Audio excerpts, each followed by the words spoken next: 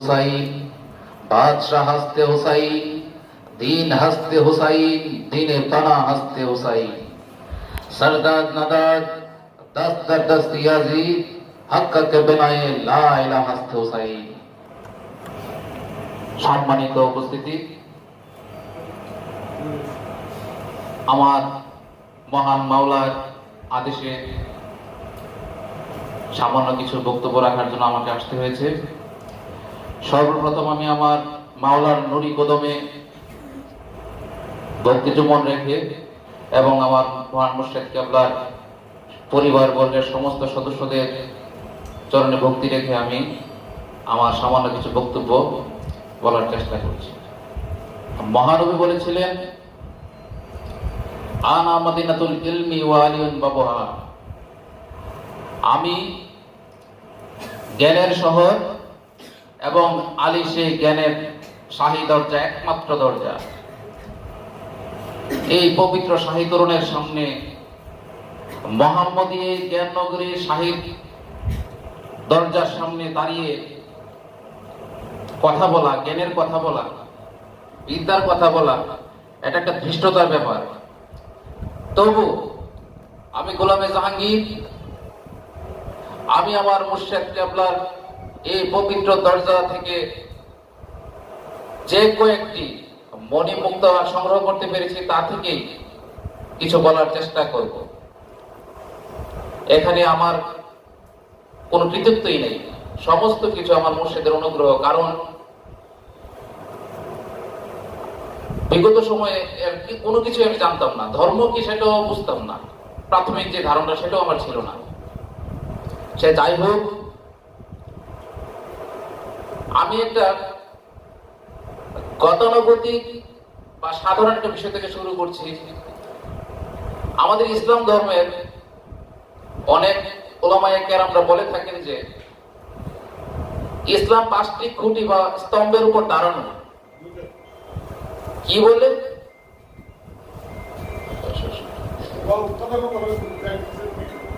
কালিমা, নামাজ, রোজা, হজ, যাকাত। তারা অধিকাংশ ক্ষেত্রে কালিমা বলে, ঈমান বলে না। তো যাই হোক, কালিমা, নামাজ, রোজা, হজ, যাকাত এই 5টি খুঁটির উপর ইসলাম দণ্ডায়মান। তারা এই কথাটি খুব ফলাও করে দীর্ঘদিন যাবৎ প্রচার করে আসছে। বেশ ভালো কথা, আমিও তাদের সাথে একমত। অবশ্যই ইসলাম কালিমা, নামাজ, রোজা, হজ, যাকাতে 5টি খুঁটির উপর দণ্ডায়মান, আমি এখানে দ্বিমত পোষণ করব না। কিন্তু আমার কথা হচ্ছে, এই 5টি খুঁটির উপর যদি ইসলাম দণ্ডায়মান হয়, তবে 5টি খুঁটি কিসের উপর দণ্ডায়মান? প্রশ্নটা ওখানে। কারণ আমি যদি ঘর তৈরি করতে যাই, কতগুলো খুঁটির প্রয়োজন আছে। সেই খুঁটিগুলো অবশ্যই মাটির মধ্যে স্থাপন করা হয়। তাই ইসলামের এই 5টি খুঁটি, কালিমা, নামাজ, রোজা, হজ, যাকাত, এই 5টি খুঁটি কোন বিষয়বস্তুর উপর, কোন ভিত্তির উপর দণ্ডায়মান, সেটা আজ পর্যন্ত কারো মুখে শুনলাম না। কোন ওয়াজি, মোল্লা, মুফতি বাইরে এই কথাটা বলে না। সর্বসাধারণের মানুষকে খুব সুন্দর করে কথাটা শুনতে খুব ভালো লাগে। ইসলাম এই 5টি খুঁটির উপর দণ্ডায়মান, এগুলো ছাড়া কোনো ইসলাম নাই, কোনো ধর্ম নাই। কথা শুনতে ভালো, কিন্তু মূল কথাটা কেউ বলে না। আমার মহান মুর্শিদ কেবলা বিশ্ববিখ্যাত শ্রেষ্ঠ সুফি গবেষক, ধর্মীয় গবেষক, যার ধর্মীয় গবেষণার সামনে আমি এ যাবৎ কাল পর্যন্ত যে কয়েকটি গ্রন্থই পড়েছি না কেন, আমার অভিজ্ঞতা থেকে বলছি, একটু নিরপেক্ষ হয়ে বলছি, শিশু সুলভ মনে হয়েছে। শিশু সুলভ। আমার কথাটা যদি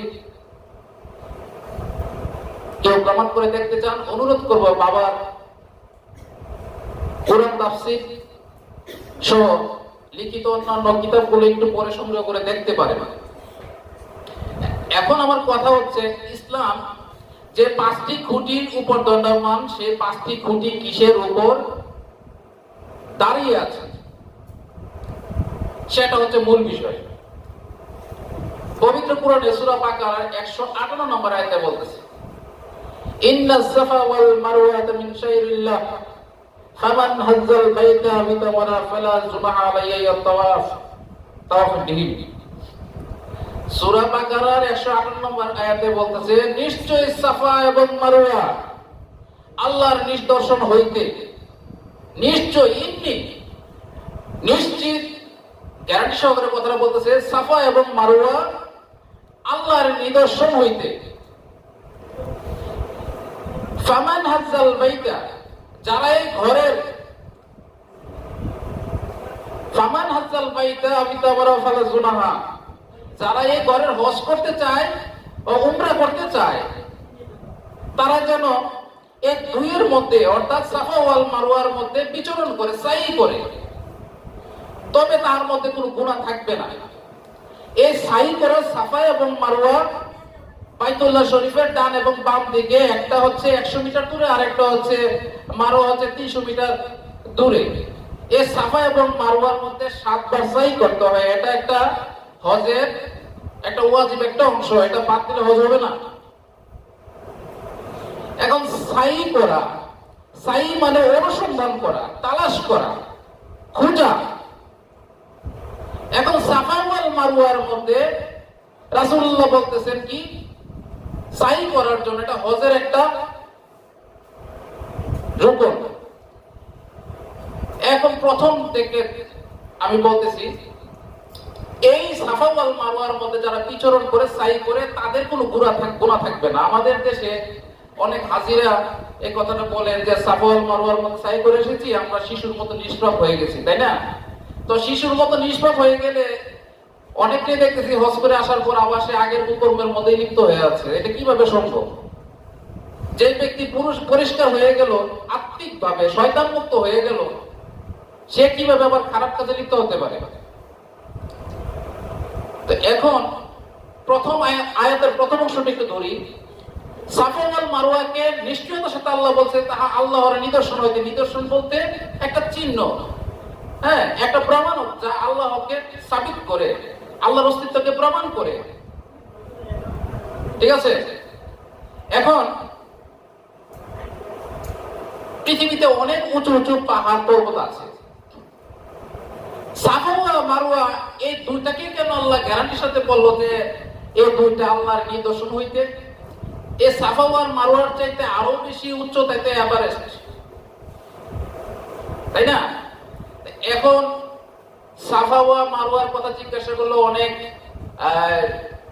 আলেম উলামা ভাইয়েরা বলবে যে এই সাফা মারওয়া মধ্যে ইসমাইল নবীর একটা ঐতিহাসিক একটা ঘটনা জড়িত আছে।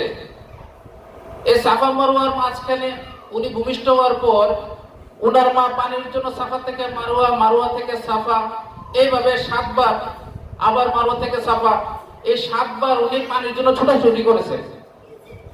ওই ঐতিহাসিক ঘটনাটাকে জারি রাখার জন্য, স্মরণ রাখার জন্য হজের মধ্যে এটাকে রুকুন হিসাবে সংযুক্ত করা হয়েছে। বেশ ভালো কথা। কিন্তু সাই মানে অনুসন্ধান, তাই মা হাজেরা বেগমের অনুসন্ধান করেছে, সেটাকে যুক্ত করতে বেশ ভালো কথা। কিন্তু মজার ব্যাপার হচ্ছে উনি কিন্তু পানি পান নাই, সাফা ওয়াল মারওয়ার মধ্যে পানি খুঁজে পান নাই, অথচ সেটা আল্লাহ বলতেছে যে আল্লাহর নিদর্শন হইতে একটি সাফা এবং মারওয়া আল্লাহর নিদর্শন হইতে। কিন্তু এই নিদর্শনের মধ্যে উনি পানি পান নাই। এখন প্রশ্ন হলো, কেন আল্লাহ পাক সাফা এবং মারওয়াকে আল্লাহর নিদর্শনের হিসাবে পরিচয় করিয়ে দিচ্ছেন? আসলে সেই বিষয়টা সম্পর্কে আমরা অধিকাংশই গাফেল। আমরা জানি না সাফা এবং মারওয়া বলতে কি বোঝায়।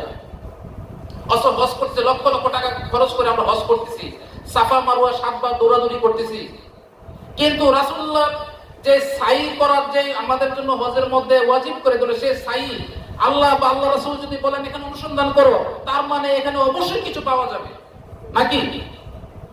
যদি আল্লাহ রাসূল বলেন এখানে অনুসন্ধান করো, সাই করো, তার মানে অবশ্যই কিছু পাওয়া যাবে। এই জন্য এটাকে বাধ্যতামূলক করা হয়েছে। কিন্তু প্রশ্ন হচ্ছে সাফা এবং মারওয়ার মধ্যে যে বিচরণ করা, সাই করা, সেটা হচ্ছে বিষয়। আরবিতে সাফ শব্দের অর্থ হচ্ছে বিশুদ্ধতা, পবিত্রতা। সাফা বিশুদ্ধতা বা পবিত্রতাকে বোঝায় সাফা দ্বারা। এই বিশুদ্ধতা পবিত্রতা একটা বিমূর্ত একটা বিষয়, একটা মানবিক গুণ, যেটাকে বাহ্যিক ভাবে দেখা যায় না, বোঝা যায় না, কোন একটা আচরণ দ্বারা আবিষ্কার করা যায়, অনুমান করা যায়। কারো ভিতরের অন্তরের শুদ্ধতা যদি সে কোনো আচরণ করে তবেই বোঝা যায়। যদি সে চুপ থাকে তাহলে তার ভিতরে শুদ্ধতা বোঝা যায় না। একজন ব্যক্তি কথা বললে, আচরণ করলে বোঝা যায়।